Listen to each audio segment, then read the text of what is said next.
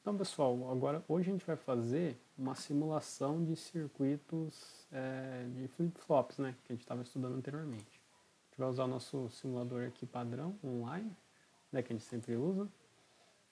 Então, vamos começar simulando, por exemplo, o flip-flop JK. O que a gente tem que lembrar? Ó, eu pus aqui na tabelinha junto com o flip-flop tipo T, mas é só a gente olhar essa primeira coluna aqui, ó, primeiras duas colunas, JK. Então, vamos montar ele lá. Como que a gente monta? A gente vai vir aqui, ó, vai abrir, onde está acostumado. Vamos deletar esse padrão que já começa.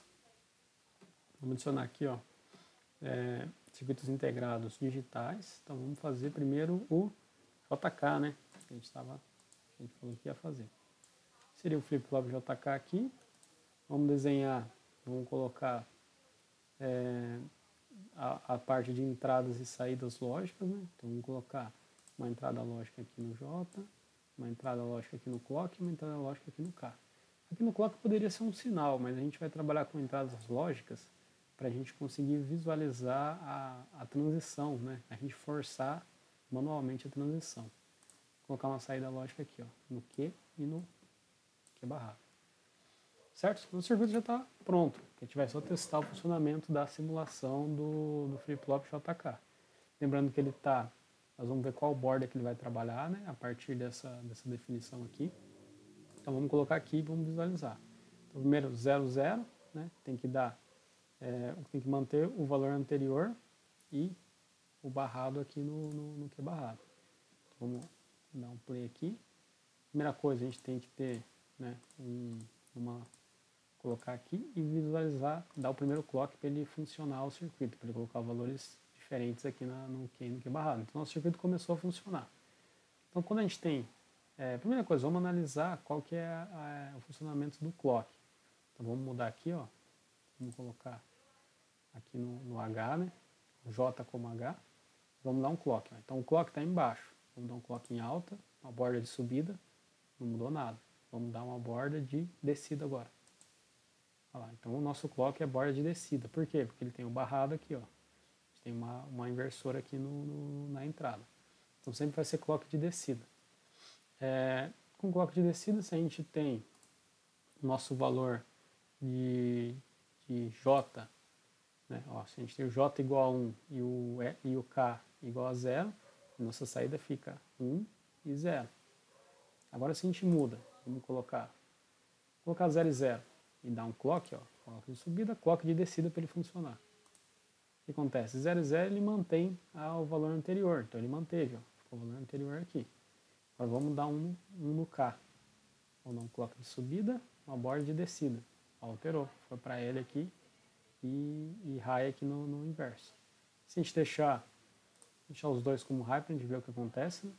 Então, clock de borda de subida, borda de descida. Nesse caso, o que ele fez? Ele inverteu o valor anterior, né? Então, como se a gente analisar aqui, ó, ele vai barrar o valor anterior. Então, se a gente der um clock de novo, ó, ele vai trocar, ele fica trocando o valor. Então, esse seria o flip-flop JK. Vamos fazer também né? Vamos fazer, antes de fazer o tipo T, vamos fazer o tipo D, que é o que a gente já estudou também. Então, flip-flop tipo D, aqui está uma tabela completa, mas se a gente olhar só o meinho aqui da tabela, a gente consegue ter uma ideia do funcionamento dele. Se a gente vier aqui, né, vamos ver se tem aqui para a simulação, vamos adicionar ele aqui. Então, desenhar circuitos integrados, flip-flop tipo D. Vamos adicionar o tipo D, mesmo esquema, ó, a gente só tem uma entrada aqui de valor, essa é o clock, então vamos inserir também duas entradas, uma no D e uma no clock, a gente vai testar a borda, e duas saídas.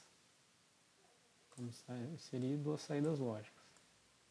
Percebam que o que? Nosso clock aqui já está, ele não tem uma inversora, então ele vai ser borda do que? De subida.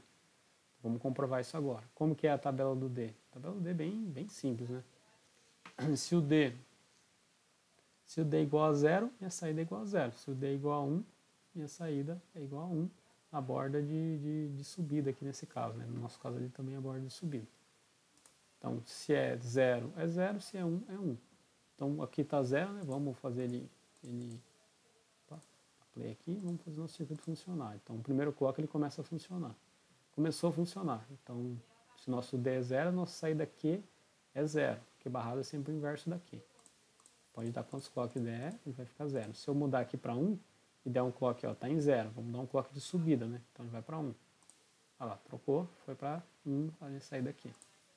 Aqui foi para 0, ó, ele mantém sempre em 1. Se eu trocar aqui e der uma borda de subida, né? Ó, uma borda de subida agora, trocou lá. Então esse é o nosso flip-flop tipo D também, bem simples de fazer, né, na simulação. Agora vamos fazer o nosso flip-flop tipo T, que é o último que a gente viu, né? Vamos ver a tabelinha dele aqui, ó. E se a gente lembrar qual que é a ideia dele, eles mantém ou inverte. Então ele vai ter esses dois estados de funcionamento. Vamos parar aqui e vamos adicionar o flip-flop tipo T.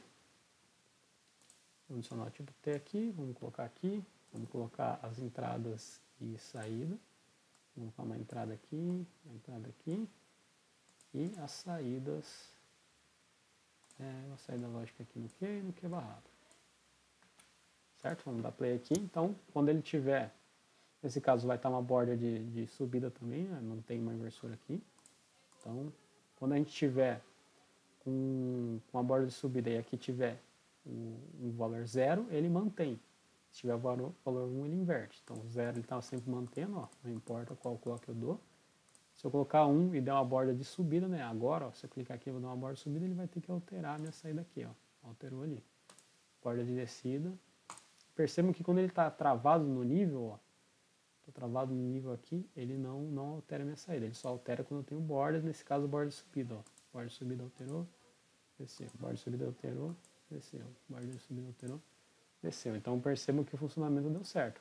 Quando tiver 0, ele mantém o valor anterior, ó, não muda nada lá. E se eu coloco 1, ele fica invertendo a minha saída, conforme o clock que eu coloco. Uma coisa interessante da gente observar é colocar uma inversora ali, ó. Vamos colocar um inversor. Vamos colocar um inversor aqui no clock. Vamos colocar aqui um inversorzinho aqui. Vamos inserir conexão elétrica aqui entre o inversor e o meu clock. E aqui uma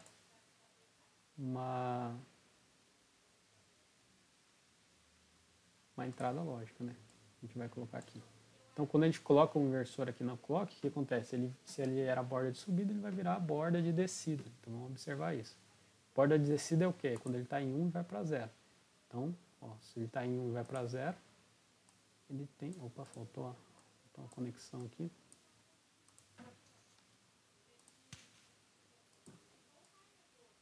Está aqui, vamos inserir de novo aqui, ó, na entrada.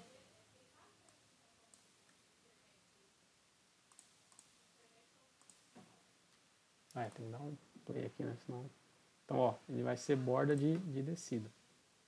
Então, quando eu dou uma borda de descida, agora ele funciona. Antes era borda de subida, né? Então, a borda de descida ele está invertendo aqui com o high. Quando é nível baixo, ele mantém o valor passado. Quando é nível alto, ele inverte, invertendo o valor na borda de descida, né? Ó, do high pro low.